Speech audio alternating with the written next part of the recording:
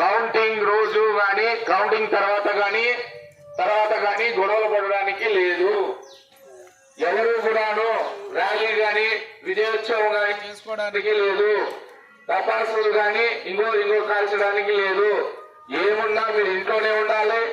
144 section ఉంది. ఖచ్చితంగా మీరు ఇంట్లో గుంపులుగా ఉండడానికి లేదు. ఎందుకంటే ఎలక్షన్ కమిషన్ పర్టికులర్ గా ఈ జిల్లా మీద ఫోకస్ పెట్టి దేశంలో ఉండే ఎక్స్ట్రా ఫోర్స్ ను కూడా పిలిపిస్తా ఉంది. ఆల్రెడీగా చూడండి, మీకు చూపించడం కోసమే ఫోర్స్ అందరినీ ఇక్కడ పిలిపిస్తున్నాం. మేము కూడాను చట్టాన్ని ఎవరూ చేతుల్లో తీసుకోకుండా అందరూ చట్టాన్ని గౌరవించాలని నేను కోరుతున్నాను. ముఖ్యంగా కేసనపల్లిలో మేము గత వారం రోజుల నుంచి ఇక్కడ కార్డన్ సర్చ్లు అయితేనేమి, ఫ్లాగ్ మార్చ్లు అయితేనేమి ఇక్కడ చేస్తున్నాం. లూజ్ పెట్రోల్ కూడాను, లూజ్ డీజిల్ కూడాను తీసిపోయినాం ఇక్కడ నుంచి. అంతేకాకుండా లిక్కర్ కూడా తీసిపోయినా నేనే ఉన్నాను ఆ రోజు కూడాను.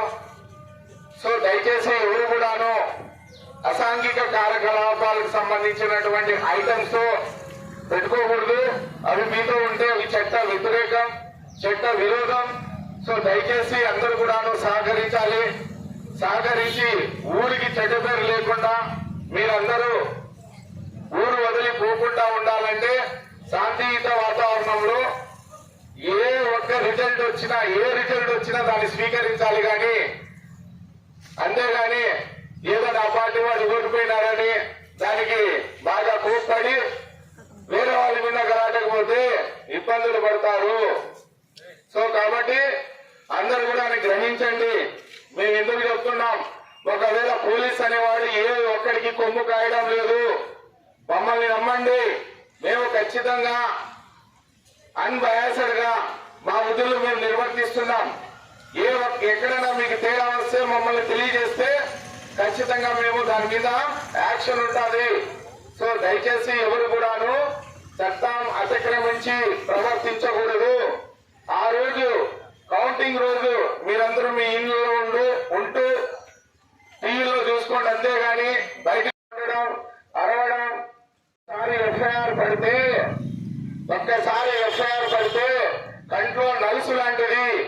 ఎఫ్ఐఆర్ అనేది కంట్లో నలుసు లాంటిది, కాళ్ళలో ముళ్ళు లాంటిది, చిన్న ముళ్ళు లాంటిది. సో దయచేసి ఎఫ్ఐఆర్ ను ఎవరు ఆస్వాదించద్దు. ఎఫ్ఐఆర్ ఎవరి పేరు మీద ఉండకూడదు. అది ఉంటే ఎప్పటికైనా డేంజరే, దేనికైనా డేంజరే. సో దయచేసి ఎవరు కూడాను అసాంఘిక కార్యకలాపాలకు చట్టానికి వ్యతిరేకంగా ఉండకూడదనేది నా యొక్క మనవి. అందుకోసమే మిమ్మల్ని ఒకసారి గ్రామస్తులందరినీ పిలిపించి మాట్లాడదాం. గ్రామంలో ఎటువంటి అల్లర్లు జరగకుండా ఉండాలనే ఉద్దేశంతోనే మేము మీకు అందరికీ కూడా సమావేశం ఏర్పాటు చేసినాం. చెప్పండి మిగతా వాళ్ళకు కూడాను. అందరూ రైతులు ఉన్నారు. రైతులంతా కష్టపడి పని చేసుకునే వాళ్ళు. సో మొత్తం అని ఒక్కసారి ఎఫ్ఐఆర్ లో పేరు వచ్చేస్తే నీ కుటుంబంతో దూరంగా ఉండాలి.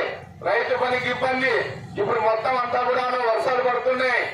వర్షాలు పడి వ్యవసాయం చేసుకునే సమయం ఇది. ఆ సమయాన్ని ఊరికి అనవసరంగా లాస్ కాకుండా ఎవరు గెలిచినా మనకు వచ్చేదేం లేదు, ఎవరు ఓడిపోయినా మనకు పోయేదేం లేదు. అంటే అది కరెక్ట్ కాదు. ఓటమిని స్వీకరించే ధైర్యం ఉండాలి. అంతేగాని నేను ఓడిపోయినా మొండాట ఆడి అనవసరంగా గలాట్లు పడి పోలీస్ స్టేషన్ రికార్డులో